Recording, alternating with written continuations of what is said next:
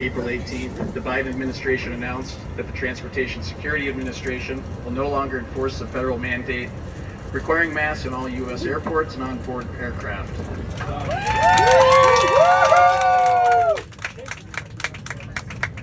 Finally!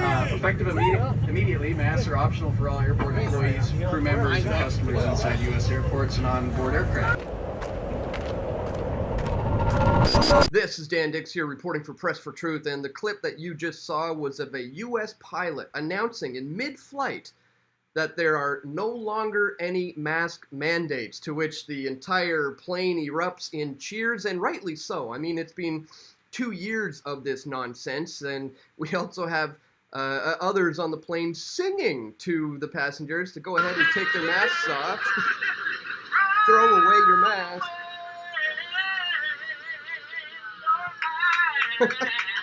Yeah, they're pretty happy about it. Pretty happy about it indeed. And here it is, guys.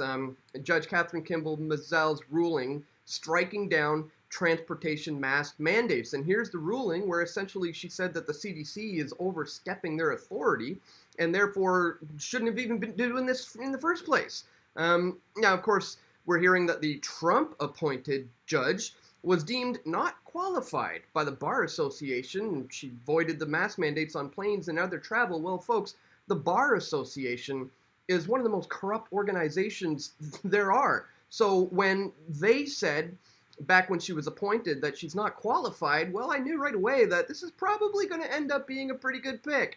And here we are. CDC now says public transportation mask mandate is no longer in effect. The TSA is no longer enforcing mask mandates, as numerous other airlines are now announcing that they won't require face coverings. Meanwhile, if you're a Canadian or if you happen to be traveling to Canada, here's the situation here, guys. Travelers entering Canada still required to wear a mask for 14 days after arrival. This is just absolute lunacy. If you think you're free in this country, just take a look around at what's going on in other places around the world and how the restrictions have been lifted, and then you compare that to British Columbia, Canada in particular. We're some of the most oppressed in the world right now. It's unbelievable, but don't get your hopes up too much about what you see as far as the easings of restrictions in the US and in Europe and other places around the world, because we have to pay very close attention to what's been going on all along in China. I want to remind you guys that Wuhan hosted a massive water park party as the coronavirus concerns receded. This is a while back. It was ground zero in the coronavirus pandemic, and it underwent the world's first and arguably the strictest lockdown. Now the central city of Wuhan appears to have moved on from the virus, as thousands of revelers gathered in an open-air water park for an electronic music festival without any masks or social distancing measures in sight. That was then, guys. Fast forward to what's happening today, and it's absolutely unbelievable. Over 25 million people have been locked down in Shanghai for quite some time. They got drones going around right now. It's telling people to comply with the restrictions and to control your soul's desire for freedom. Do not open up the window and sing. Guys, they're going around killing people's pets right now. Just because in this case of this video here, the dog owner tested positive for COVID-19. And here we see the extremes of where this is all heading, folks. Here we can see they are destroying the grown vegetables and the food supply that the locals have in their own backyards, literally going around destroying the food crops. Why are they doing this, guys? We're going to talk about all of that and much, much more in this video. But before we do, guys, I'd ask that you check me out here at pressfortruth.ca/donate if you appreciate my efforts to bring you this info. Here you can do a one-time donation with PayPal. You can contribute some Bitcoin or other cryptocurrencies by clicking here. You can join me on Subscribestar, where you can sign up for a monthly reoccurring contribution. You can also do that by clicking here and signing up for any amount that you like. You can also send an e-transfer to dan@pressfortruth.ca, or if you like to keep it old school, you can send cash or checks or simply just words of encouragement to my P.O. Box. Links are all located for that in the description below, guys. Thank you so much to anybody who does contribute to my efforts to counter all this crazy propaganda. Now, speaking of that, guys, I want to start with this. This is a video I put out back in 2020 called Masks and the Manufacturing of Conformity. We are now the subjects of a giant ash experiment. Human beings are social creatures who, for the most part, want to be liked and not seen as an outsider. This natural condition causes many to defy logic and reason in order to receive comfort and acceptance to a group. In psychology, the ash conformity experiment proved that the majority of people's beliefs, ideas, and understandings of various things can be easily influenced and steered into a desired direction that contradicts what they know to be true. In this video, Dan Dix of Press for Truth shows how the whole world is currently the subject of a giant ash conformity experiment, which is why you may want to think twice about wearing a mask. Really important information to understand in this video, guys. I'm going to include links to all of this in the description below if you haven't seen any of it. But it's important to understand because it's led to stuff like this. You may recall this one exclusive. Police visit mask-exempt man at his home on behalf of a frightened Canada Post employee. I remember when I was reporting on that, I was thinking, wow, this is crazy how bad this is getting. And believe it or not, things are even worse than that. In Ontario, police killed a 73-year-old man after he refused to wear a mask, literally.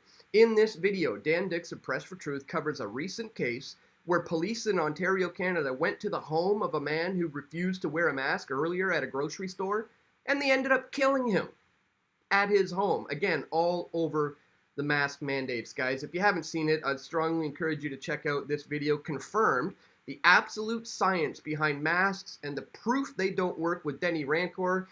He is a PhD, a former professor of physics at the University of Ottawa, and in this paper, he breaks down the science behind why masks don't work. So it's incredibly important information to understand before we go on to what's happening today, guys. So if you haven't seen this, go back and catch up on all that. But let's get into what's going on right now. The CDC has just said that public transportation mask mandates are no longer in effect. Bloomberg reports that the CDC says the national mask requirement on public transportation is no longer in effect, citing a Florida court ruling against the measure. The CDC says it will not enforce the mask order, but continues to recommend that people wear masks in indoor and outdoor transportation settings. As a reminder, U.S. Senate voted 57-40 last month to overturn public health order requiring masks on airplanes and other forms of public transportation, drawing a veto threat from President Joe Biden.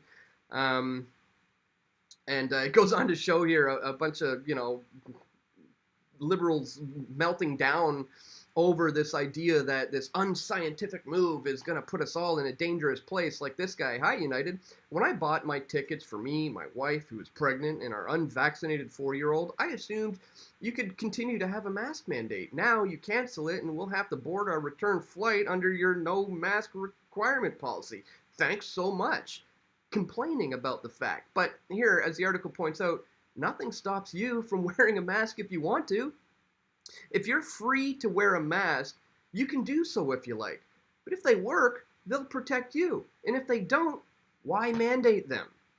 And that's really the major point here, is that they don't work. And the mandates have been ridiculous. And finally, a judge has stepped up and done the right thing and overturned this ridiculous mandate, which never really was a law in the first place.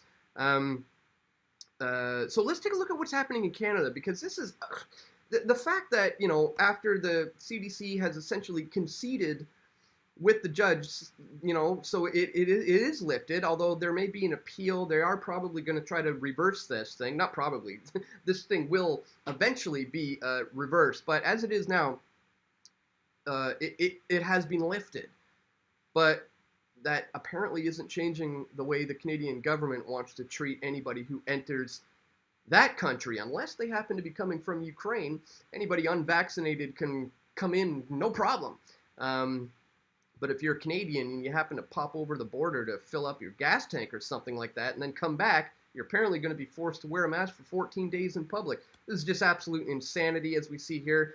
Whether you've toured the globe or just stopped in the US to fill up your gas tank, when you return to Canada, you must wear a face mask in public for 14 days. The federal border requirement, however, is now out of step with the rules in BC and almost every other province where masking is no longer legally required in public and indoor spaces. And I want to, again, to the point, remind you not to get too carried away about seeing these other places who have eased up on the restrictions and thinking, why aren't we there yet? I mean, you know, you got Florida, you got Texas, you got a whole bunch of countries in Europe. Why is Canada, you know, lagging behind here?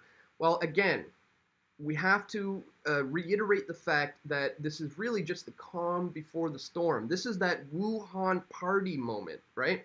Where, again, a couple of years ago, things were lifted, everybody was partying, good time, let's all have a big bash.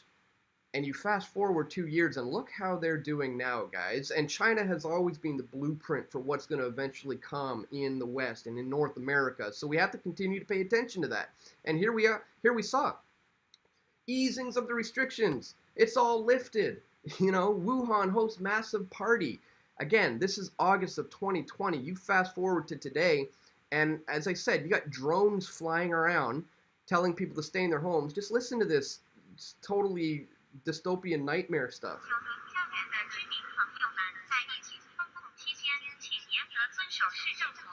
Please comply with restrictions.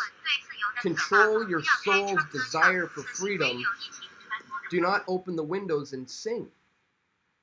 This is like something straight out of a sci-fi movie. And there's footage, lots of it. I'm not going to play it for you here because it's so brutal and just insane to see something like this happening. But they're going around killing pets. There's lots of footage of bags and bags of dogs and cats just waiting on the ground to be bashed, and they're literally just clubbing pets with clubs openly on the street simply because the pets' owners are testing positive for COVID-19, guys. If you don't think things like this can ever come to the West or could ever happen here, you just wait until a new big bad scary variant is announced, and you just wait and see how far people are willing to go when it comes to giving up their freedoms and where that line in the sand is going to be drawn. For many, like the people here in China, they'll put up with all sorts of stuff. And now it's getting to the point where they are literally destroying their crops in their backyards, guys. Look at this.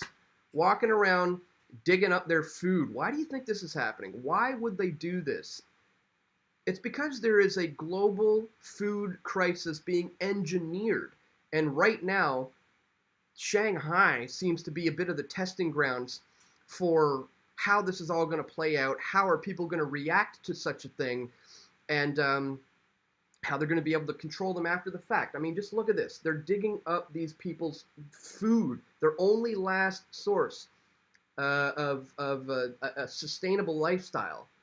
They're destroying it right now. And again, this is why we really have to reiterate the importance of stepping outside of the system completely and no longer being reliant on that government or no longer reliant on those banks.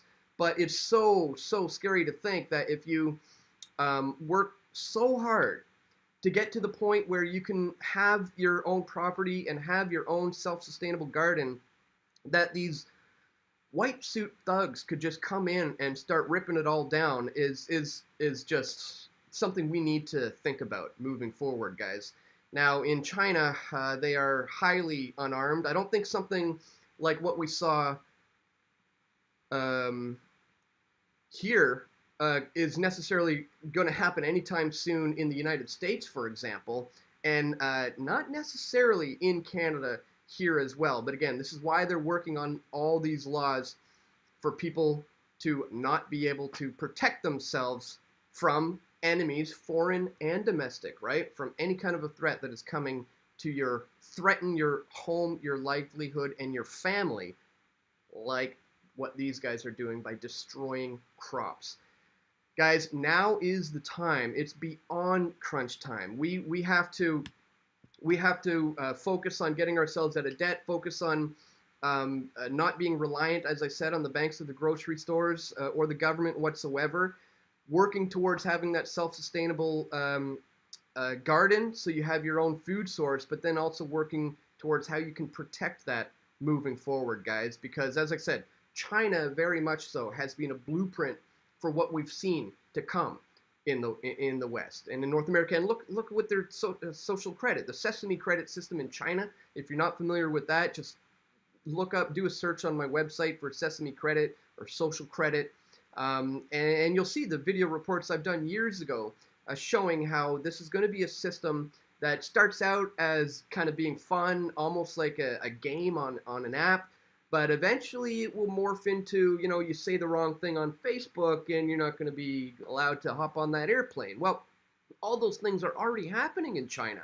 And again, that too is a blueprint for what's coming here in the West. So don't get all too, in party mode about this whole judge lifting of the mask mandates. Yes, it's something to be celebrated right now. Yes, it's something that should have been done a long time ago. But are we heading into more lockdowns, more restrictive measures, and more of a time where this oligarchy elite is going to continue to clamp down on our rights? Absolutely, guys. We are now in a pre-COVID world and a post-COVID-19 84 world, and it's not going to change anytime soon. I hate to sound defeatist or anything like that, but it's really not. It's a warning that, don't get too excited about the liftings of the easings of the restrictions and the mandates. This thing is far from over. As I said, we are currently just in the eye of the hurricane, guys. It's the calm before the storm. So continue to work on getting yourself out of debt. Continue to work on not being reliant on the governments or the banks. Continue to build that self-sustainable food source for yourself and your family moving forward, and continue to figure out ways to protect that food source from any kind of threat that may come and threaten you and your family. Just wanted to bring all that to your attention today, guys. Once again, if you do appreciate my efforts to bring you this information, don't forget to check me out here at pressfortruth.ca/donate. Once again, I want to thank you, everybody, whoever has contributed to my efforts. It's only because of you that I'm able to continue to do this work on a daily basis. So thank you once again for that, everybody. Once again, please click that thumbs up button. Share this video with your friends and family who you think needs to see this the most. And stay tuned. We're going to have more video reports coming soon. This is Dan Dix reporting for Press for Truth. We all want truth.